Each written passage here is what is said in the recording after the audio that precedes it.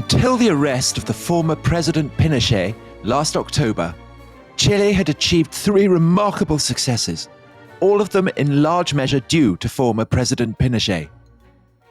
First, it had seen the total defeat of communism, at a time when that ideology was advancing throughout the hemisphere. As Eduardo Frei, the former Christian Democrat president of Chile, put it, "The military saved Chile." Secondly, Chile has seen the establishment of a thriving, free enterprise economy, which has transformed living standards and made Chile into a model for Latin America.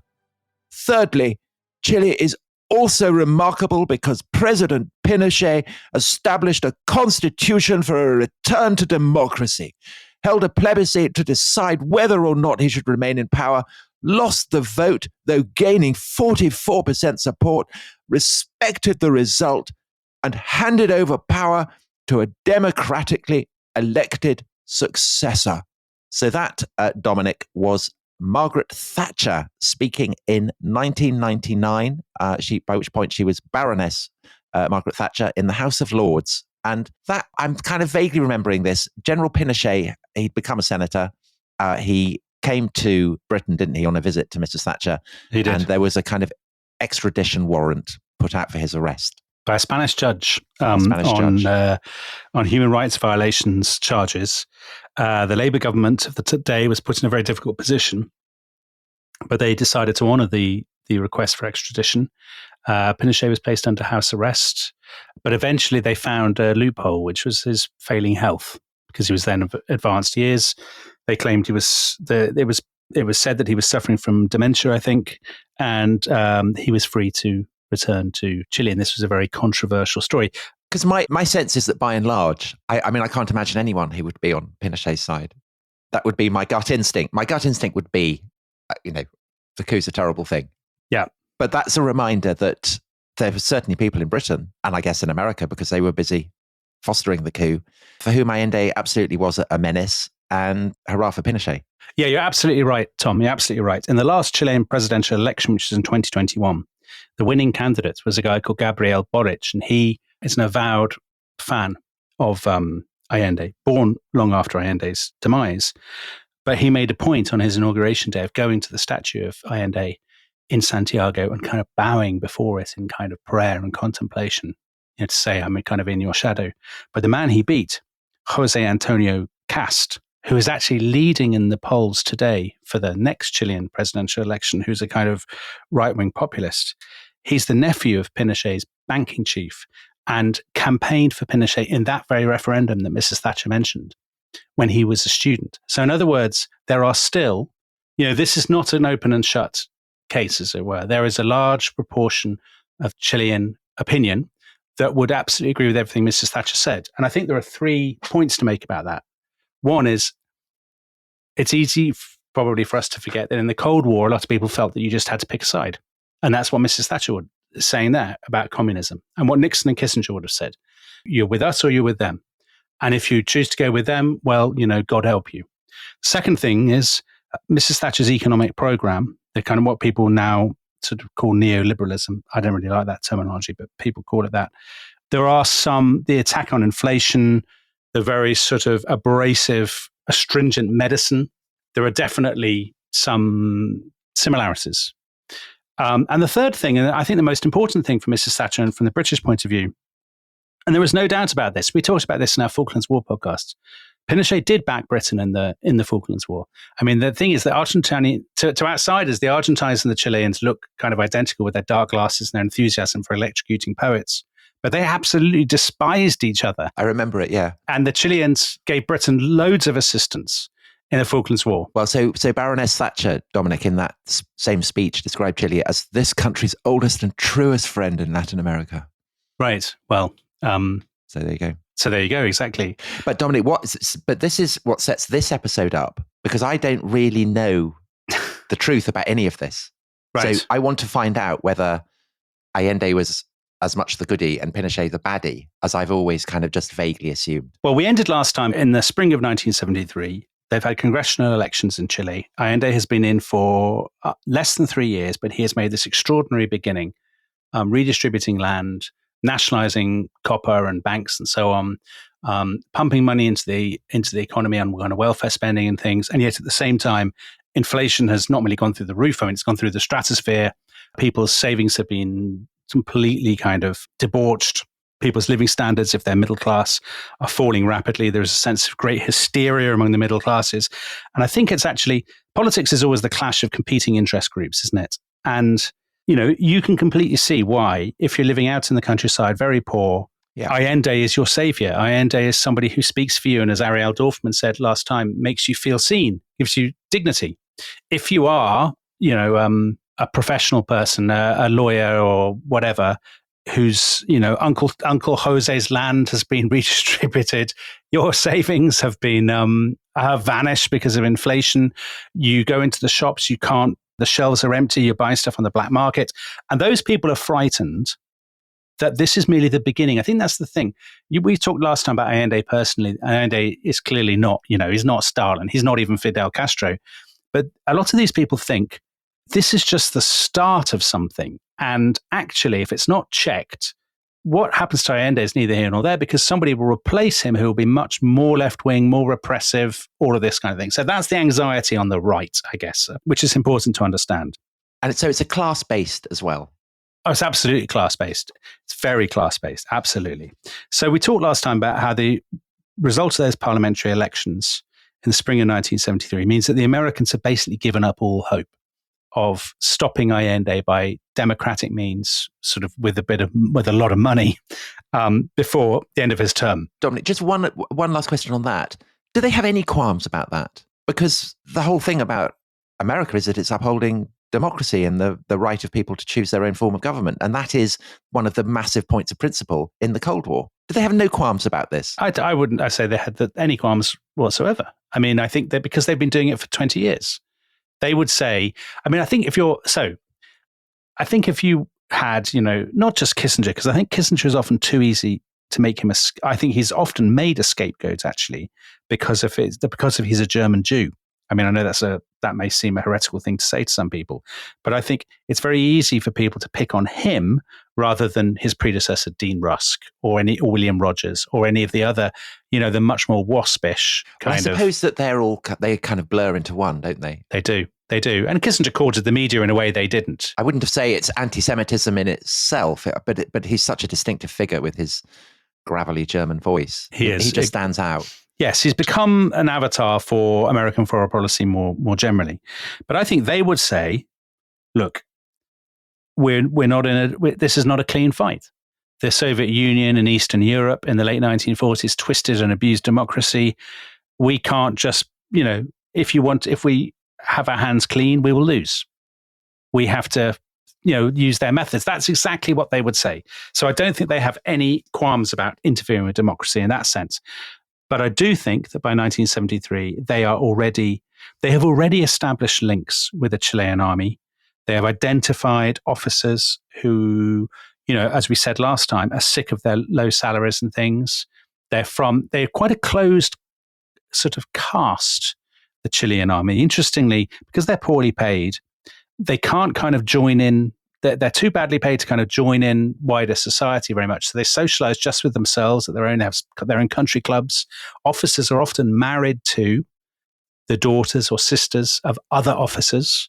So the Americans work very hard. It's a caste. Yeah, to penetrate this caste and to basically bring them over to their way of thinking. Now, by the summer of 1973, quite a few people in the Chilean army think, okay, Allende just has to be stopped. He's gone too far. And there's a first attempt at a coup, which is called the Tanquetazo, which is at the end of June. Tanquetazo, because they use a lot of tanks, for a slightly unimaginative name. There's a guy called Roberto Supa, and he leads these tanks into Santiago to try and topple the government. And it's actually has nowhere near enough support. I think he has something like 16 vehicles. He has about 80 soldiers. They open fire, actually, on the presidential palace, the Ministry of Defense, and so on. But it doesn't go anywhere. Allende speaks to the nation. He rallies support. The commander-in-chief of the army, who rejoices in the name of Carlos Prats, Carlos Prats. Crazy name, crazy guy. He is the successor to General Schneider, who we talked about last time. And he similarly believes that the army should obey the Constitution. So he persuades a lot of the mutineers to abandon the cause, and he gets his chief of staff, who is a man called Augusto Pinochet, to lead. And that's how you pronounce it. Well, there are different pronunciations of Pinochet's name. So the classic thing is that everybody in Britain calls him General Pinochet, and then people who are sort of trying to be pedantic say, oh no, actually, I think you'll find it's Pinochet. But having sort of dug into this a bit on in the Bodleian Library, Tom, it turns out that the recordings of him saying his own name, Chileans often swallow the T at the end of the word. So actually, what he actually says is Pinochet. Pinochet. Yeah. Okay, that's what we'll call him then. But when we slip into, because we're British, so we'll obviously slip into calling him General Pinochet, as people always do. So listeners will just... Pinochet, as in Che Guevara. As in Che Guevara, yeah. But in Britain, people often say Che Guevara, don't they? We just... we have our own distinct ways, don't we, in this island of ours? But we respect Chilean pronunciation, so it will be General Pinochet. Well, anyway, listen. He leads troops to help put down the mutiny. The mutiny fizzles out within hours, and Allende addresses this massive demonstration from La Moneda, from the presidential palace. And he gives this ringing speech at the end. He says, trust your government, go home, kiss your wives and your children in the name of Chile. And everybody, hurrah, hurrah, the coup has been defeated. Isn't this great? But actually, that coup is just the warm-up, because there are a lot of people in the Chilean military who look at this and they're like, well, you know what? Actually, it's a bit like the Prigozhin thing in Russia. They got quite a long way without being stopped. There were only a few of them, and they came pretty close. So actually, we could learn the lessons from this, and next time it'll be different. And the CIA, they are very optimistic. So they are actually, by the mid to late summer of 1973, they are sending reports to Washington saying loads of the Chilean officers are talking about a coup. They're talking about dates. We reckon, this could probably work. The one problem they have is this bloke, General Prats, because he is very loyal to the regime. Now, ideally, the CIA would love to have him kidnapped, but they tried that with the previous bloke in the last episode, and that was an absolute shambles. And had that been rumbled? So did people know who it was who tried to kidnap him? So I think people suspect American interference, but the Americans don't want to do it again, because it was a shambles the first time. It looked very bad if it goes wrong. And it also might end up boosting support for Allende. People will rally to the Constitution. But fate plays into their hands in a very bizarre way. In June 1973, General Prats is being driven in his official car through the sort of professional upper middle class areas of Santiago, through an area called Las Condes. And at the time, a lot of the sort of, the people on the right, when they see him, they'll kind of jeer him, shout insults at him, because, they blame him for bolstering Allende.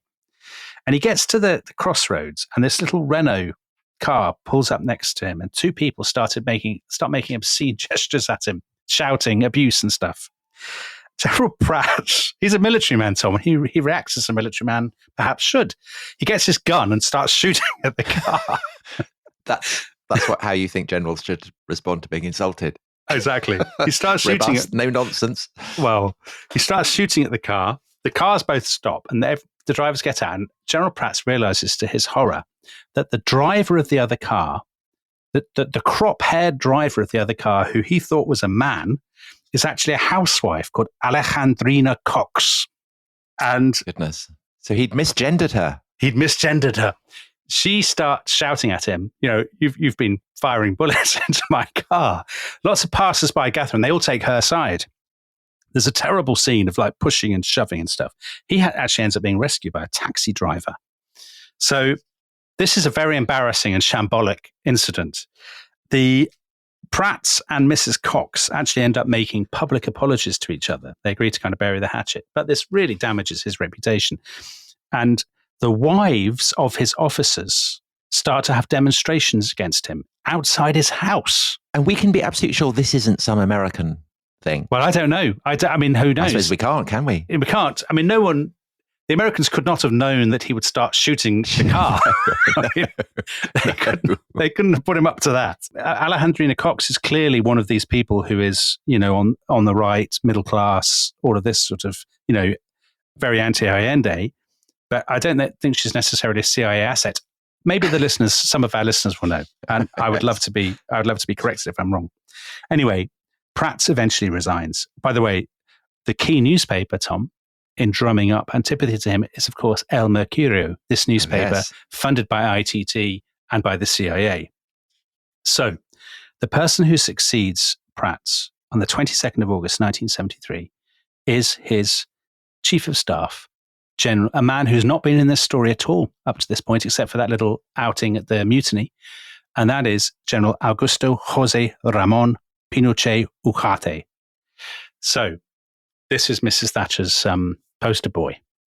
We haven't talked about him at all because he's not been an interesting character. This is the extraordinary thing, actually. He's the son of a customs official, Tom, like Adolf Hitler. Oh, well, that tells you all you need to know. If you are listening to this episode of The Rest is History and you are a customs official, do better with your progeny. Son. Yeah, exactly. Actually, his father wanted Pinochet to be a doctor like Allende. But he wasn't. He joined the army, which is a great way of sort of seen as self-improvement in Chile, in Latin America generally. Also, like Allende, he's a very keen Freemason. So I wonder if they'd met in the lodge. I don't know. Well, they've met loads. They've met loads because Allende thinks Pinochet is a fine fellow. He thinks he's very loyal, very reliable. He's a kind of dull dog, isn't he? He's a very dull dog. He'd been the commander of the garrison in Santiago. Then he was the commander of the whole Santiago province. When there were protests against Allende, Pinochet would command the troops. One of Allende's men said of Pinochet, he was the guy we would call if we needed a jeep. So you say, they think of him as just a boring, loyal, a nobody. And actually, the CIA and the American State Department and all these people who are compiling reports on all the Chilean officers, they think exactly the same. So this is a Defense Intelligence Agency report. Quiet, mild-mannered, very businesslike, very honest, hardworking, dedicated, a devoted, tolerant husband and father, lives very modestly, drinks scotch and pisco sours, smokes cigarettes, likes parties. And this is the CIA. Mild, friendly, narrow-gauged military man who is totally immersed in his new field of security, public order and political events, and who clearly enjoys the feeling of being important. But all the reports say of him, he will not lead a coup. He is not the man. He is not the figurehead. He's too dull. He's a staff officer. He's like a number 2 or a number 3. And they would say, if the CIA reckon, if there is a coup, he will probably go along with it because he was he's part of that Prussian kind of ethos of the Chilean army. But he's not a man for thinking outside the box. Not at all. No, he's utterly, utterly conventional, boring. The only interesting thing I discovered really about Pinochet is that, do you know who's a huge bibliophile? So he had a private library of 55,000 books. He would collect old books. When he became president, he would send his military attachés around the world to buy antiquarian books. But a very damning sign, Tom. As with so many middle-aged men, his library contains no fiction and absolutely no poetry. So this is bad news for all the poets who are being funded by the Allende government.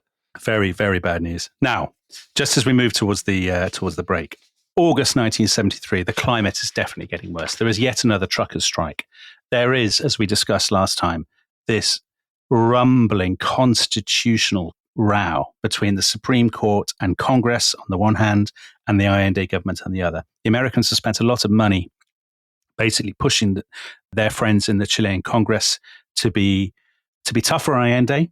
The Congress actually passes a resolution to say that Allende is breaching the Constitution, that he's using the power of decree too much, that he is undermining Chilean democracy. And Allende says, well, that is rubbish. It's you who is undermining democracy. It's actually that classic thing that you often get when you've got a kind of divided government between the executive and the legislature, where they're kind of tearing strips off each other.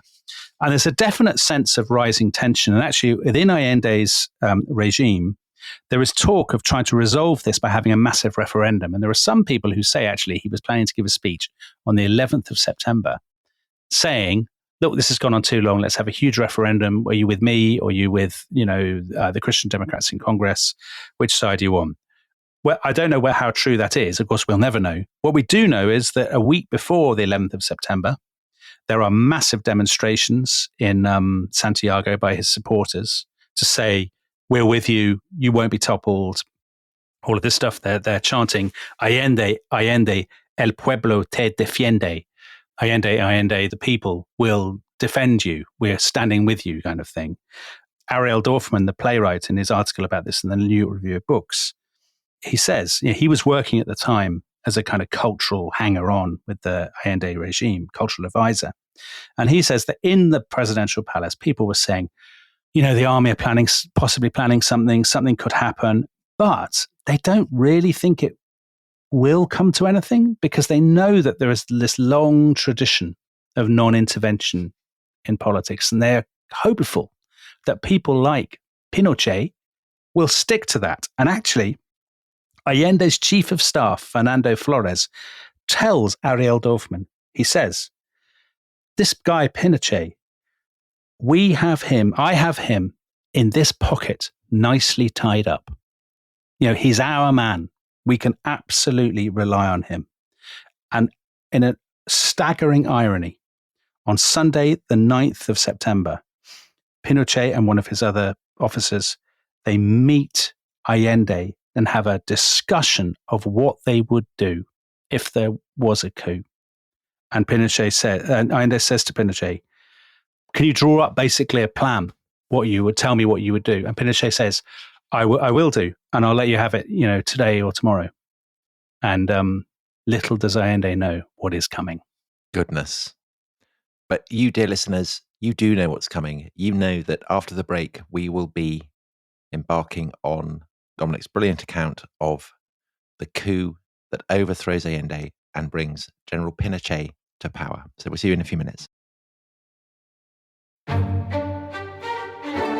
This episode is brought to you by Rocket Money. Tom, we often talk about how to organise our finances. I'm very conscious that I'm paying for a lot of mad subscriptions. And there's one thing that we've talked about often on this show. It's the thing that we probably hate more than any other, and it's a hidden fee. I would love to get my finances under control. There are all these things piling up on our bank statements, and I think I need to fix this problem. I need to sort this out and to stop this. I mean, my finances are so chaotic that I need this app. So I'll tell you what it is. It's called Rocket Money. It's a personal finance app that helps find and cancel your unwanted subscriptions. It monitors your spending and it helps to lower your bills so that you can grow your savings. With Rocket Money, you can track all of your subscriptions and you can easily cancel within the app with just a few taps, saving you time, avoiding charges. And you can also set budgets and goals and get personalized insights and regular reports to track how you're doing. They will even send you real-time alerts for large transactions, upcoming bills, refunds, and even low balances. So let Rocket Money help you reach your financial goals faster. Join at rocketmoney.com/ishistory. That's rocketmoney.com/ishistory. rocketmoney.com/ishistory.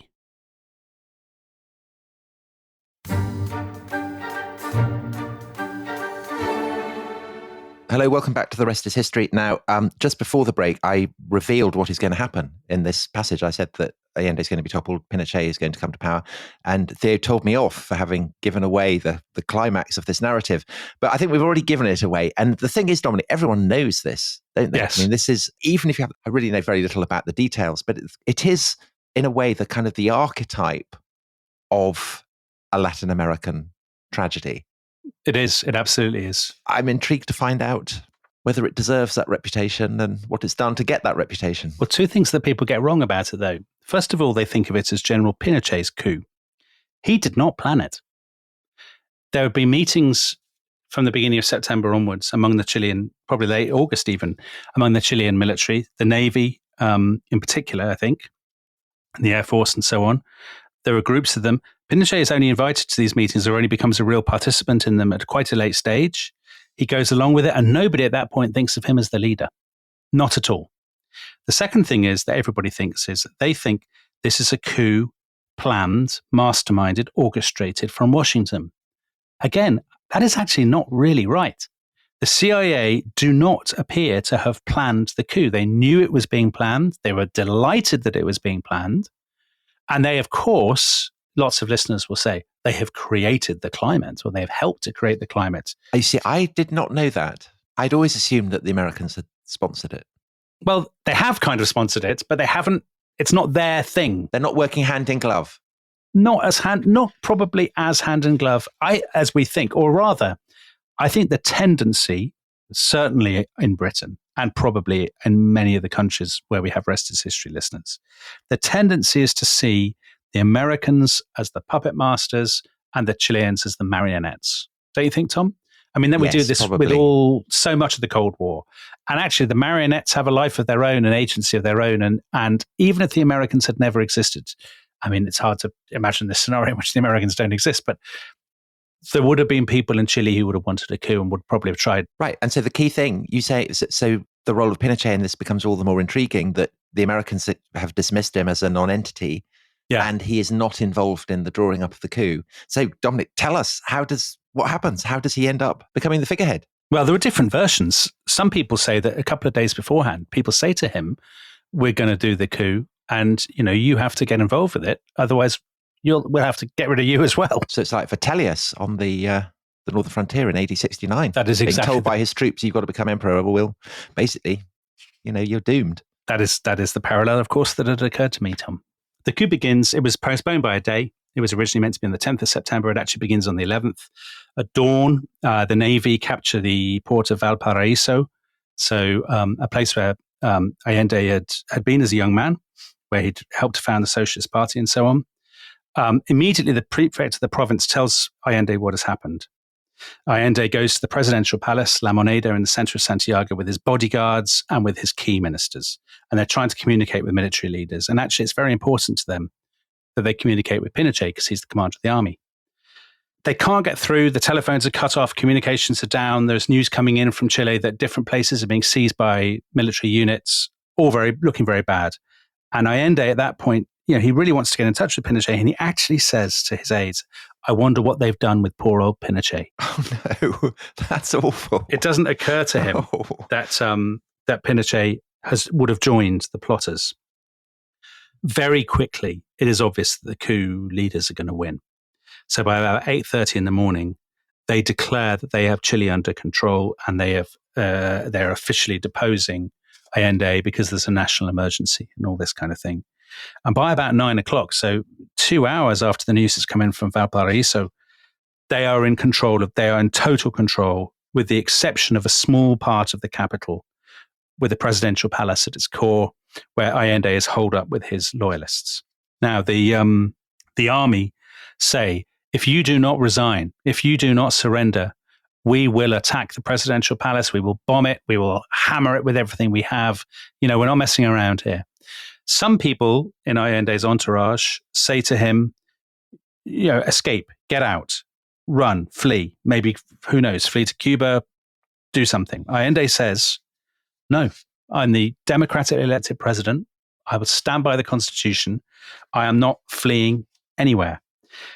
The military themselves contact the presidential palace and they say, we will fly you and your family out of the country. Now, again, Allende says, no way. But here is the first sign of Pinochet, the real Pinochet, the ruthlessness, because we now know from amateur recordings the way people intercepted the military's own communications and recorded them. There's audio tape of Pinochet talking to his troops, and he's laughing, and he says to his aides, that plane will never land, meaning Allende's plane if he accepts the offer. And he also says, if you kill the bitch, you eliminate the litter. So the ruthlessness, the very man he was having a meeting with 2 days earlier, Tom, he's already talking about killing him, about breaking the deal and killing him. Anyway, Allende doesn't take the deal. He reveals at this point something that nobody had previously suspected, which is this extraordinary cold-blooded ruthlessness. He says, if we're going to do the coup, do it properly, kill our enemies. They're calling for helicopter gunships. They're calling for aircraft to strike the presidential palace. It takes a while to bring them up, so Allende's got a few more hours. And it's during those few hours that he gives this extraordinary radio speech. So that's the speech with which I began the first episode. Yes, very moving. Incredibly moving. And the thing is that, again, I didn't actually know what happened to him in the coup.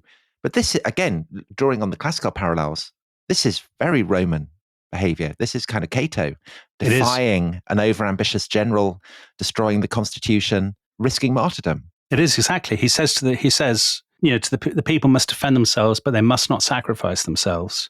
And then he says, that bit that you read, that you began with, I have faith in Chile and its destiny. Other men will overcome this dark and bitter moment when treason seeks to prevail. Go forward knowing that sooner rather than later the great avenues will open again and free men will walk through them to construct a better society. I mean, you can see why a generation of kind of lefty people in Britain found this so moving that there's a little bit of resentment and recrimination there, but not much. And actually, it's this dream of, it's kind of like something from Les Miserables or something. Well, I mean, it's Latin America. This is Roman behavior at its very best. Yeah, its noblest. No, actually, even in the audio of that speech, it's terrible, crackly audio, but you can hear hints of the kind of gunfire in the background and things. As we approach sort of 2:00 in the afternoon, fighter jets are striking at the presidential palace. There's tear gas everywhere. There's smoke everywhere. So what happens to Allende? So he and some of his aides are trying to get out. So he is trying to get out, is he? Or well, wait for it. He says to them, let's all try to get out and surrender. There's about 30 people. They start to go out. There's a guy called Dr. Patricio Guijon, I think it is. And he's one of Allende's doctors. And he tells the story that the fires in the palace, they start to go out. Allende says, I'll take up the rear. And then as they start to go out, Allende slips away. And this guy, the doctor, goes back to see what's happened to Allende. And he sees him in Independence Hall in the palace with the AK-47 that Fidel Castro had given him. And he puts it in his mouth, I think it is, and basically blows his own head off with 2 bullets.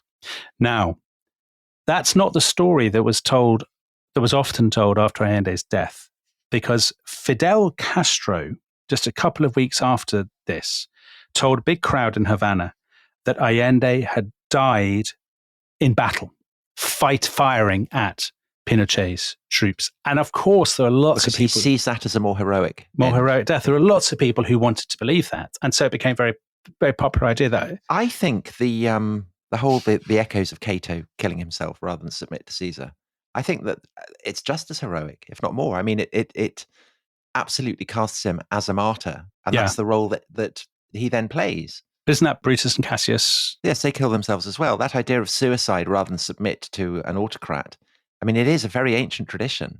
Yeah, and I think it's generally agreed that's what happened. There was an autopsy by Spanish pathologists or whatever they are, forensic scientists in 2011. You can Google it. And they said, yes, this is pretty much no doubt that Allende took his own life. So we should just talk about how the coup is wrapped up. By the afternoon of September the 11th, it's pretty much all done and dusted. Allende's ministers are generally either killed immediately or they're flown to concentration camps, particularly a concentration camp in Chilean Patagonia on an island. But I think what surprises people in America is that the Chilean military are so bloodthirsty. I don't think they saw that coming because there's no hint of it. So that's including the CIA? I mean, maybe they did, but I don't think... The CIA prepare a paper for Henry Kissinger at the end of October where they basically say, we haven't actually been able to get a correct tally of the casualties because there have been so many. We think that the military have probably killed about 1,500 people. And would that include the ministers? What happens to the ministers in the concentration camp? So some of them are killed, some of them aren't. Some of them are tortured and then let out. They've probably rounded up at first about 13 to 14,000 people. Now, very famously, a lot of those people are housed in the Chilean National Stadium. I mean, this is a detail that lots of people will remember from this story, the football stadium. At one point, there are 7,000 people in there. They use the field itself, the football field, to hold the men. The women are held in the changing rooms and the sort of offices and stuff like that. And in the velodrome, the military carry out the interrogations and they torture people. When people are shot, as many of them are, they're thrown into the river, or their bodies are dumped in the ocean, or they're just dumped a night in the streets. And there are some very, very well-known examples of people who are killed. So the best-known Chilean one, at least outside Chile, is a guy called Victor Jara, who was a poet and a sort of folk singer and stuff. He had written Allende's election song in 1970. He had performed at a ceremony to honor Pablo Neruda when Neruda won the Nobel Prize for Literature. Victor Jara is seen as the kind of great balladeer of the Chilean left, and he is killed in a smaller stadium, the Estadio Chile, 5 days after the coup. For our American listeners, they will undoubtedly know this story, a lot of them. It's immortalized in the film Missing with Jack Lemmon and Sissy Spacek. There was a guy called Charlie Horman. He was a Harvard graduate who had gone to Santiago to try and become a writer and a filmmaker. He'd been really into the Chilean regime. By a hideous mischance, he was in the seaside town of Viña del Mar when the coup broke out, and he's got into conversation in a bar or something like that, or in a hotel with some Americans. And the Americans said, "Oh, we work for the US Navy. We're just down here doing a job, and it's done. We're going to go home now." And he's like, "Oh, what's the job?"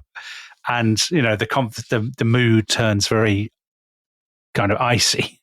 He goes back to Santiago. He is eventually rounded up. He is taken away. He is taken to the National Stadium, and he is tortured and killed. So I'm surprised about that, because I would have thought that, I mean, doesn't that risk relations between the new Chilean regime and the United States if they're busy torturing and executing American citizens? Well, it's not the only one. There was also a guy called Frank Teruggi, who was working for a pro-Allende newspaper. He was tortured with electrodes and killed in the National Stadium too. They knew each other, actually. The Americans know almost immediately that Charlie Horman has been killed. Whether it was a mistake, we don't know. Whether actually he knew too much. I mean, that's the implication of the film because Missing. He'd spoken to these because sailors. He'd spoken to these Americans. So this conversation plays a huge part in Missing. Right. The idea that he's basically stumbled into something and has to be eliminated. The extraordinary thing is that his father Ed and his wife Joyce launched this great hunt for him. And Ed, played by Jack Lemmon in the film, comes to Santiago and he goes to the embassy. He talks to people from the embassy and the CIA. They lie to him. They say, we've heard that he's escaped. He's been smuggled to safety, knowing that he's dead. And then when they finally admit he's dead, he's been murdered, all this, the State Department, and this is an unbelievable detail, they sent Ed Harmon a telegram telling him that he needed to pay $900 to have the body shipped back home to the United States. So a pretty grim story, and not the only grim story. A month after the coup, Pinochet sets in motion something called the Caravan of Death. That's not good, is it? So one of his associates, a guy called General Ariano Stark, he goes off with a load of other officers and they tour the country, going to the provinces. And in each province, they identify people and they tell them to hand themselves in. They're trade unionists, poets, lefty people, all of that sort of stuff. These people hand themselves in often. They're put into cells and they're taken away and then they're tortured, bayoneted and shot.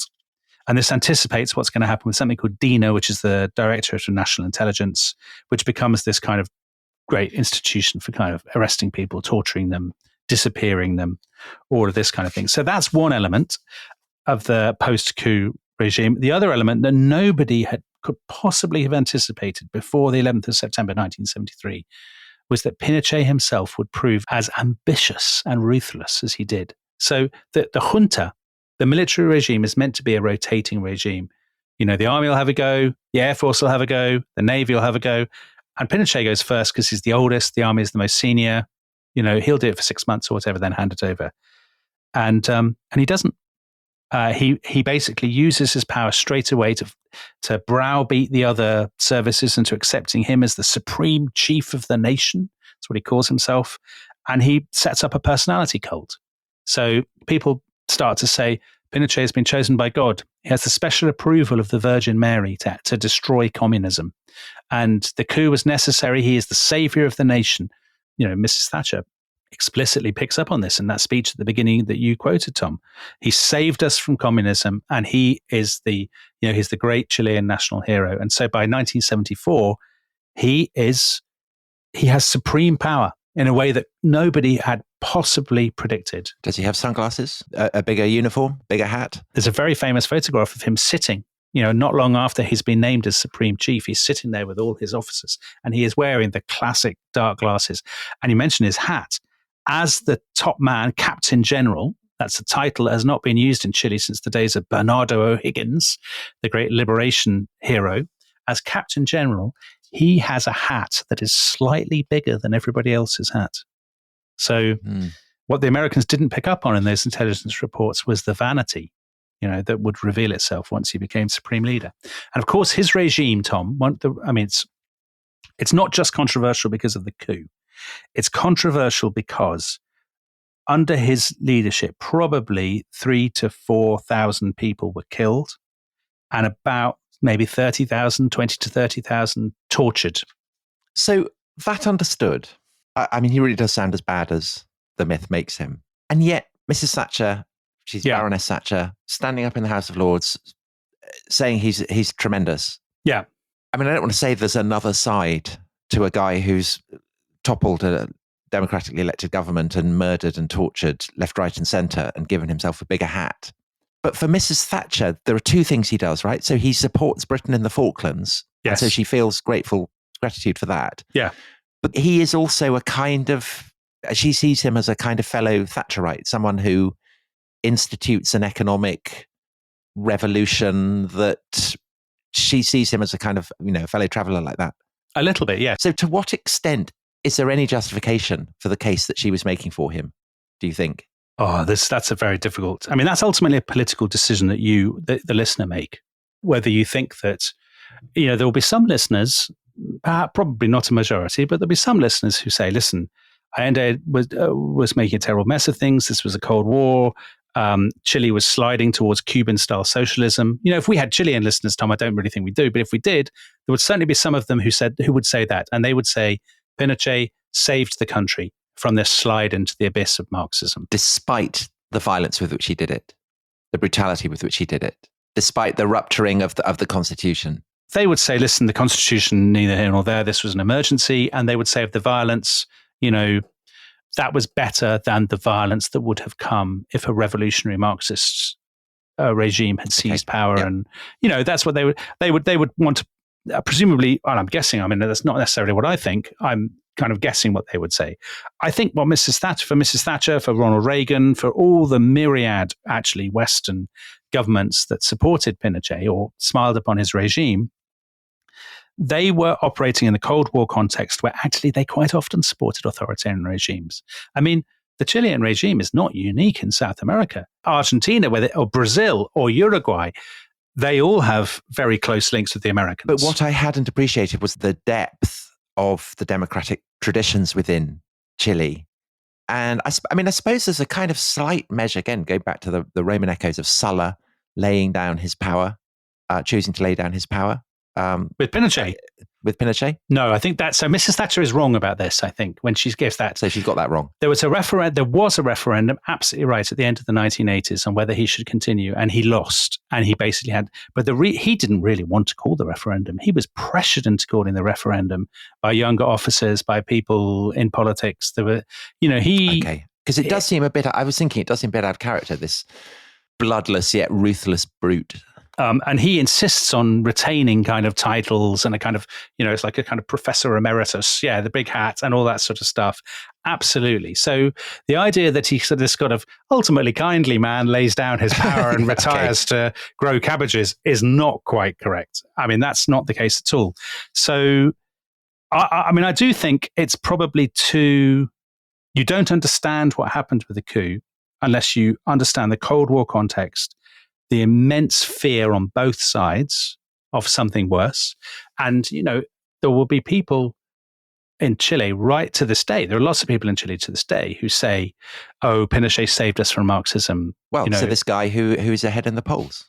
That Cast. We began this episode talking about. Yeah, Cast, exactly. There are a lot of people who would. So I think it's perhaps it's a little bit like that thing about thinking about the Americans as the omnipotent puppet masters. It's easy to think, oh, everybody in Chile was actually a folk music aficionado who loved nothing more than free milk. But actually, there are loads of people who are horrified by Allende. And of course, that's the fascination of history and how it can shade into politics. I think, yes, exactly. That to me, not to a lot of historians on Twitter, I think it's fair to say, but to me, one of the central aspects of being a scholar of history is trying to put aside your own political prejudices rather than just blindly indulging them. on Pinochet, I think I'll tell you one thing that occurred to me, Tom, while I was preparing this podcast, which is you talked in the first episode about Costa Rica, comparing it to Costa Rica.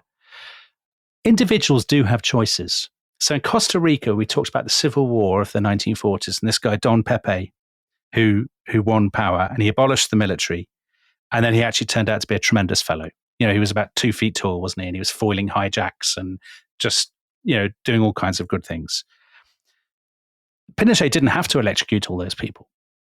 He'd taken power. He didn't have to keep killing them. He didn't have to have the caravan of death. He didn't have to do all those things. He had a choice. And actually, you can have military coups and authoritarian regimes that are, some that are better than others. And the regime of General Pinochet himself was very corrupt.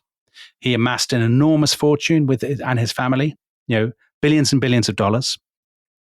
And the continuation of the machinery of repression, I would argue, was totally unnecessary.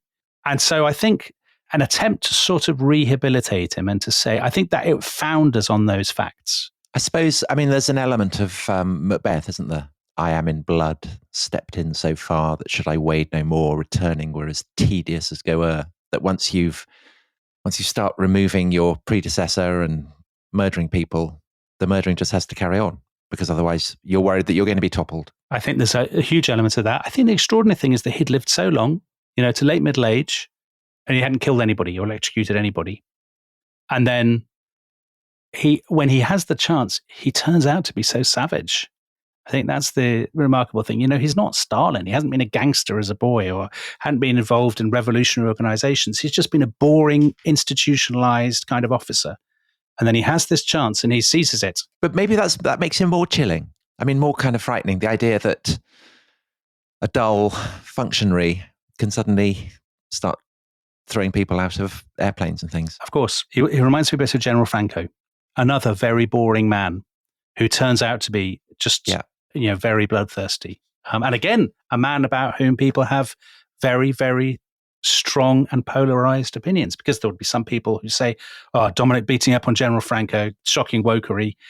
General Franco actually saved Spain. I don't think there are that many, though, now who would. General Franco. Maybe people at The Spectator. Because Franco is seen as a fascist, and to be seen as a fascist puts you beyond the pale. But Pinochet perhaps is seen as a free marketeer. I'm not saying that it's true. I have no way of knowing it. Pinochet is much closer to Franco than he is to Margaret Thatcher, I would say. There's a point actually in the early 1980s, Tom, just on the Margaret Thatcher thing. It's unusual that we do a podcast where I haven't spoken up for Mrs. Thatcher in some way, because I do think sometimes she gets a bit of an unfair press. But just on this, there's a point where she has a meeting actually not with a Chilean minister, but with an Argentine minister. And they say, oh, our economic experiment, works really well. And when people complain about unemployment and stuff, we just electrocute them and it's fine. And she says, I don't approve of these methods at all. And she actually writes to Friedrich Hayek, the economist who's one of the kind of founding fathers of this revolution, says, these are not methods that we would want to copy in Britain. So there you go. Okay. Well, on that pro-Thatcherite note, I think we should say hasta luego. Thank you very much for listening. Thank you for a brilliant account of this seismic episode in Latin American history. And in fact, globally, it's a seismic event. It still continues to reverberate to this day. So thank you very much for listening. Adios.